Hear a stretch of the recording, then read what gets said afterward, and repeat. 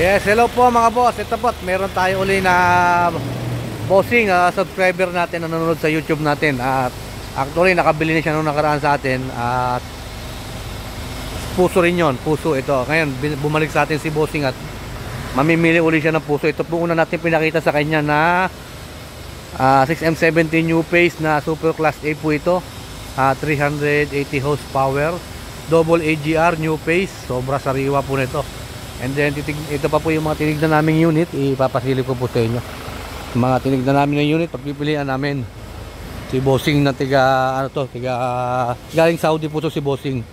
Kung nakaraan pumunta si bossing dito, pumunta na ng Pilipinas para bumili ng unit. Ito po isa 6M70 rin na bubble top, puso super great. So sariwang sariwa din po yung unit po na ito. And then ito po bubble top po siya na single AGR. Ayan. Kaya po yung mga pinagpipilian namin ni bossing ng taga Saudi po ito si bossing. Pero sa Maynila alam ko Laguna si bossing. Ito po. Ito pa po yung mga pinagpipilian namin. Ito naman po at double AGR po ito na 6M70 super great. Double AGR 350 horsepower dito. 350 horsepower. Etong bubble top na ito 380 horsepower po ito na super great din po ito. 380 po ito. Ayan, 380 horsepower. And then ito naman po is 350 horsepower ito. Kaya po pinaandar po namin lahat yan. Yan po, maandar pa makina Double AGR po ito na na 350 horsepower. Ito naman po single AGR na 350 horsepower din po ito. Taga mga ganda po yung mga tignan namin. Paisili ko po sa inyo yung chassis. Ayan po yung chassis ng mga tinitignan naming unit Ayan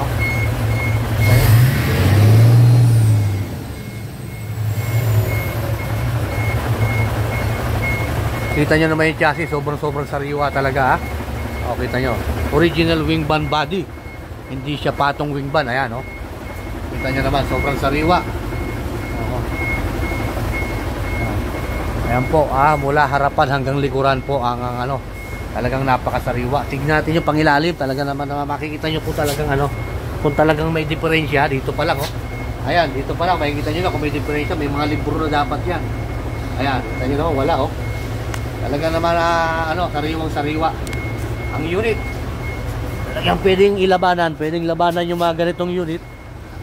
Ito pati pang ilalim, single lock lang ito.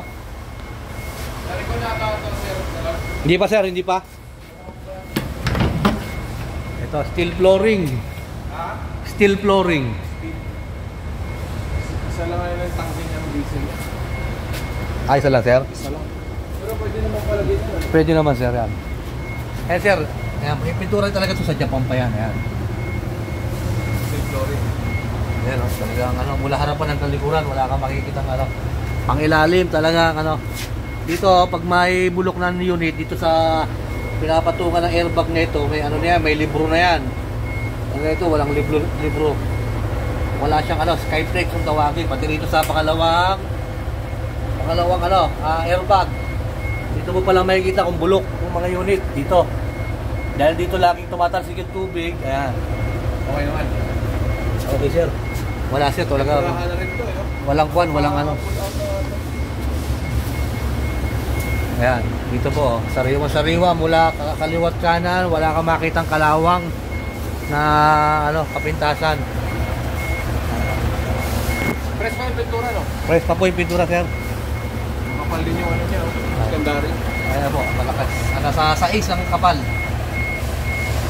Sa isang anong lapat. Isa lang ang fuel tank na ito. Nasa 500,000 ang odo. Wing band body, okay, walang damage. May center post. Ito si sir, yung ating bossing. Ayan po si bossing. Ayan po, mga pinagpipilian. All goods naman lahat. Talagang naman magaganda lahat ng mga pinagpipilian. Nakita ko kay bossing. Talagang wala kang makitang kapintasan sa pangilalim. Talaga sa makina, okay na, alright pa.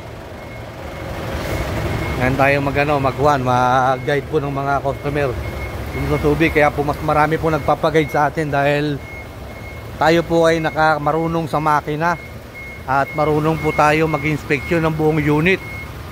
Kaya po mas marami tumatangkilik po kay Subic Truck TV. At ngayon marami nagsulputan naman nagbablog.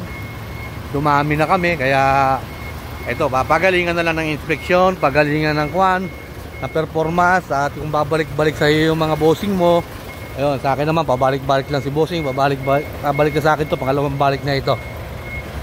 Doon mo masusubukan ang performance pag binabalikan ka ng customer. Pag hindi ka na binalikan ng customer, ibig sabihin not good ka at lumipat na sa iba. Ito po, update ko po kayo kung ano pong mabibili naming unit ni bossing at kung ano pong mapipili namin. Sa presyo na lang po kami babase kung magkano po yung presyo nga abutin. Siyempre, kahit na maganda, kung sa presyo naman mahal, kung hindi kaya ni bossing, wala po tayong magagawa. Kaya po, update na lang po kayo kung ano po makukuha naming unit ni bossing. Thank you very much po.